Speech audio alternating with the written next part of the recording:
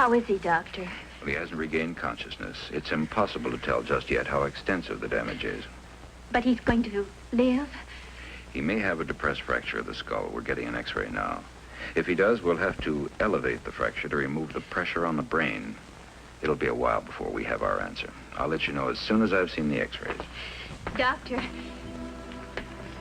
would you tell him, if he wakes up, that I made our boy go to school for his graduation today? I know it's what Frank would want. Tell him that if he wakes up. He'll want to know. All right, Mrs. Summers. Frank's always been so strong. A thing like this could possibly... The x-rays will tell us a lot more, Mrs. Summers. Laswell? Dr. Laswell?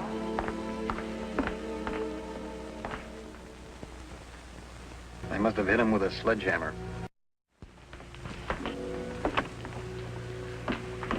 Doctor, the nurse called and said he'd regained consciousness. Yes, he has. Oh, thank heaven. I was so worried. It's been 3 days. He's definitely out of danger now. Well, he's in no immediate danger, Mrs. Summers. Can I see him? There are a few things I'd like to discuss with you. Well, just let me tell him I'm here. Frank, I was so worried. How do you feel, darling? Frank, what's the matter? Doctor, what is it? I tried to tell you, Mrs. Summers. Your husband can't speak just yet. I think you'd better come outside with me.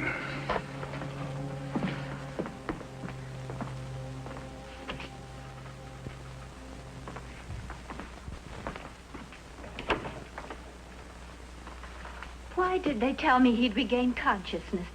He has, Mrs. Summers. He's regained consciousness. It's just that he can't speak. Part of the brain is damaged. It's a condition we call aphasia. Tell me the truth, Doctor. I have a right to know.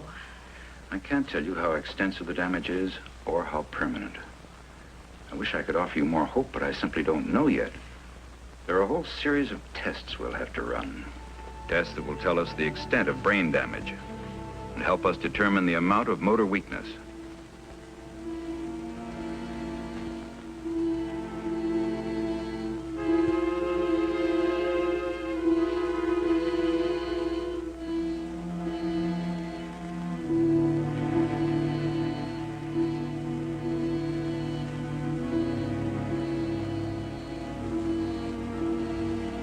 Tests to determine whether his intellectual activity is impaired. Some of the disability may be expected to disappear spontaneously. Some damage may be permanent. The hemiplegia, that is the paralysis of his right side, has already begun to clear by itself. There may be some residual weakness of the muscles, but not enough to handicap him. Then why isn't he able to speak? What exactly is the matter with him? He has motor aphasia, agraphia, and alexia. That's a technical way of saying that he's lost the power to speak, to write, and to read. Then you mean that his mind is definitely... No, His intellectual capacity seems completely unimpaired. It's just that he has no way of communicating. But even if he can't talk, he can still move his hands. Why can't he write? The damage isn't to the hands or to the eyes or to the vocal cords. The damage is to parts of the brain that control all those functions. It's not easy to explain, Mrs. Summers. Look, think of the brain as sort of a central exchange in a telephone company with thousands upon thousands of connections going to every part of the country. Now, when the lines are functioning properly, you can establish instantaneous communications anywhere. When there's an accident to the switchboard, communications break down. That's a very rough analogy because the human brain is infinitely more complex than any telephone switchboard. How can everything break down without his mind being destroyed? There are many parts to the mind, many functions. A baby's mind starts as a blank.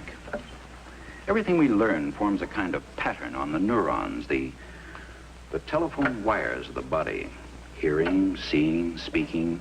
Any skill we learn gradually builds up definite pathways in the neurons so that the activities become almost automatic. For instance, when we speak, we don't have to think of how tight the vocal cords should be drawn, how the mouth should be shaped, where the tongue should be held, or how much air the diaphragm should push past the vocal cords to form speech. Yet all of these activities take place in saying a simple word like, well, like mama. Now, your husband's accident damaged the centers or pathways of speech, writing, and reading. In other words, the directions for all these carefully learned skills can no longer travel over the established network. In everything else, your husband is a highly intelligent adult male. But in these three functions, he starts out on the level of a newborn baby. You mean he'll have to learn to think all over again? You're confusing thinking with communicating, Mrs. Summers. They're quite different. A child sees a hairy, four-footed animal. He learns to recognize it. He learns it's called a dog. And ultimately, he learns that it bears certain similarities to other four-footed animals, also called dogs. The child then has the concept of dogs. When he sees a dog, he knows that it's a dog similar to the first one. He learns to pronounce the name dog and to write it out, D-O-G. Now, in your husband's case, the communication centers are damaged so that it's impossible for him to say dog, to write dog, or to recognize dog when he sees it written. I want you to understand the magnitude of his problem, Mrs. Summers, but you must also understand that it's not a hopeless one. A great deal of retraining is possible. And he'll be able to speak again. I think there's a good chance. It'll depend on his will to relearn, on you, on his family. He needs a strong incentive. It's a long, hard fight for a man to make, doubly hard for a man who's still highly intelligent to have to start out again at a pre-kindergarten level. But you can repair the damage. Not repair, Mrs. Summers, but we can train new pathways. Your husband is right-handed. Like most people, the left hemisphere of the brain is the dominant. It's the side that controlled all those complicated skills. It's also the side that was damaged. Now, some of that damage may be reversible, and it's also possible to train the undamaged right side to take over part of the work. It's possible. It isn't easy. How long would it take?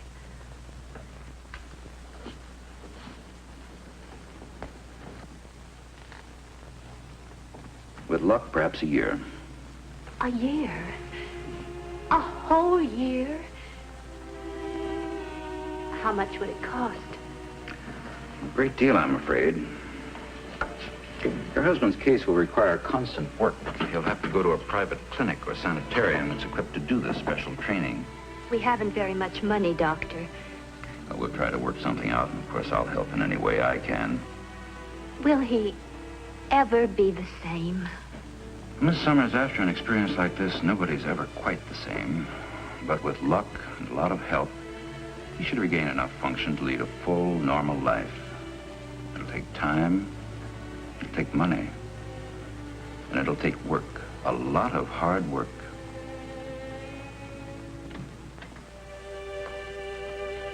Dad,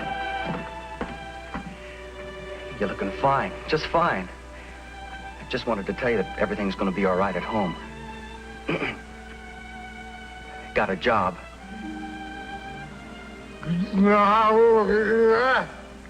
I know you count on me going to college, Dad, but there'll be plenty of time for that later, honest.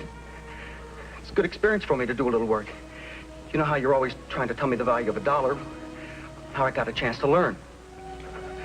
Mom has talked to them at the book department at Almaris. She wants to work part-time. You just get yourself well, Dad. We're doing fine, just fine. And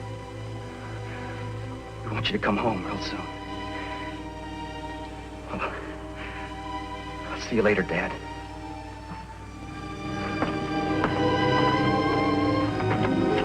Told him. I could tell he didn't like it. Doctor, there must be something you can do. It's horrible to have to look at him like that, just lying there. It's pretty horrible for him, too, Phil. He's trapped behind an invisible wall, unable to say a thing to a single living soul. It's very lonely. I know that. I told him it doesn't make any difference about us, about how I feel. His rehabilitation and retraining can start next week at the sanitarium. His first problem will be to regain the use of his right side. This part, the process of regaining the strength of the muscles, is relatively easy. As the edema in the brain subsides, much of the movement will return spontaneously. He'll probably never regain 100% use of his right hand, but the paralysis is clearing rapidly.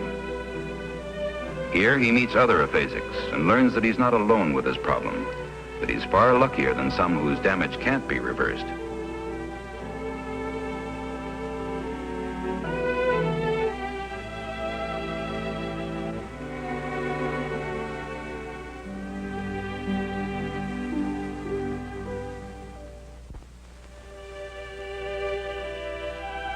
At last, when he's well enough to care for himself, to live at home, returning to the sanitarium only during the day, he begins the really difficult part of his training.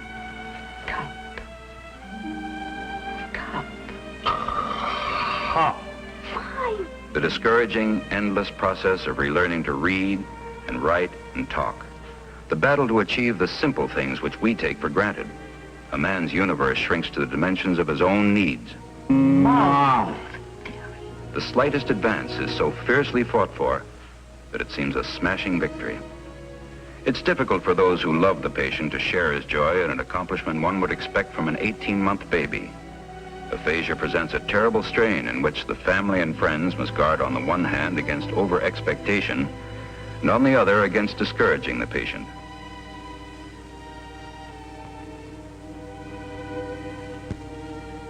Hello, I'm fine. Hello, I'm fine. That's excellent, but I think we'd better stop. Better not overdo. Hello, I'm fine. Hello, I'm fine. Hello, I'm fine.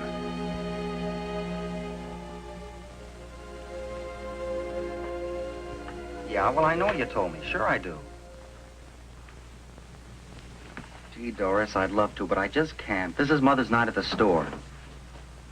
I know it is, honey, and I'd like to more than anything, but somebody's got to look after Dad.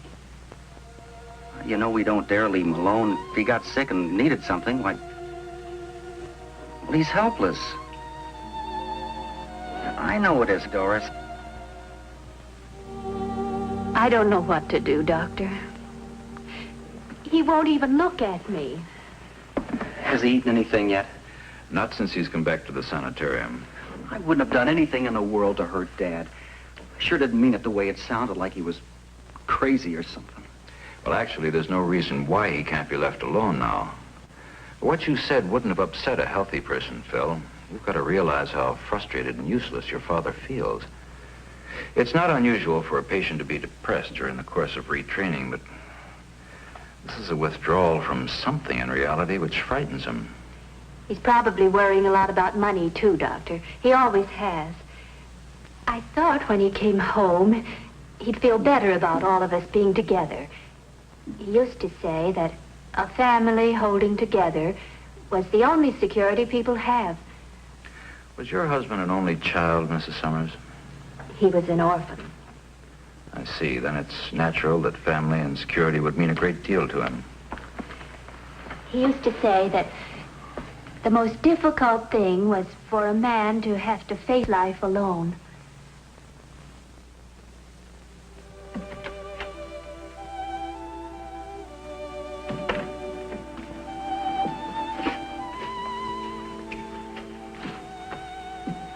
Good evening, Mr. Summers. You're feeling very sorry for yourself, aren't you? You've had a tough break. Now you're all alone. If you'd been hit a little lower and a little harder, you'd probably be dead, but you weren't. And now you feel you're a burden to your family. You're all alone behind a wall of silence. And you are alone. Every man is alone. But you're in a position to realize it. Our whole lives are spent in trying to build up security, Mr. Summers.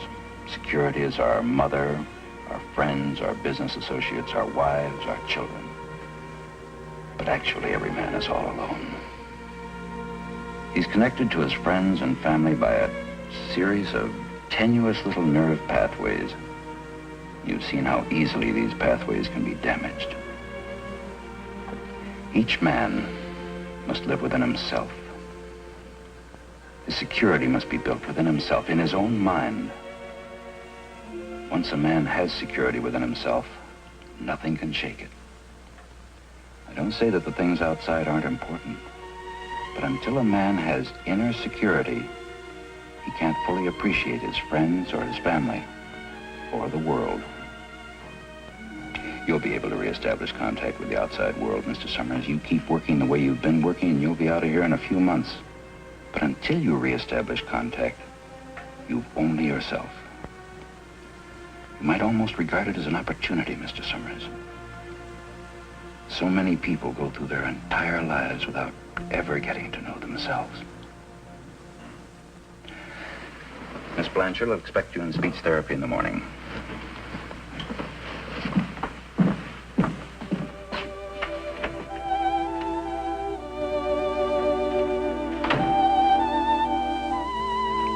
Yes, Mrs. Summers, he's showing remarkable improvement.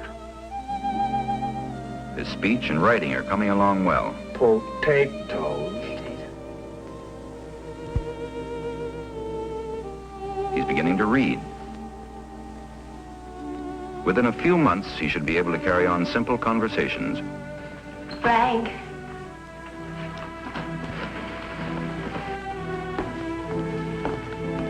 Hello, Ella. I'm glad to see you. I'm glad to see you, darling. And to hear me.